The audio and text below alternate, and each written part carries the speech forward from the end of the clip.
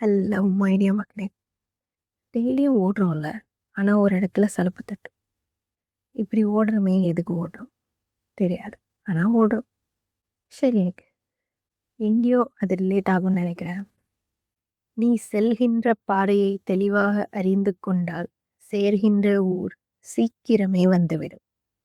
எங்கேயோ திடீர்னு பிளான் பண்ணுறோம். இந்த ஊருக்கு போகணும், இந்த கோயிலுக்கு போகணும் அப்படின்னு பிளான் பண்ணுறோம். ரூட்டு செக் பண்ணுறோம், கூகுள் மேப்பில் போடுறோம், இல்லை நமக்கே தெரியும்னா கடகடன்னு அந்த வழியில் போய் டெஸ்டினேஷனை ரீச் பண்ணுறோம்.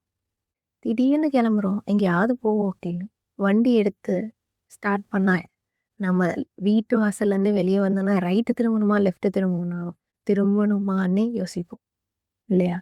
ஏன்னா நம்ம எங்கே போகிறோன்ற பாதையை டெஸ்டினியை நம்ம டிசைட் பண்ணவே இல்லை. ரேண்டமாக அப்படியே கிளம்புறோம்.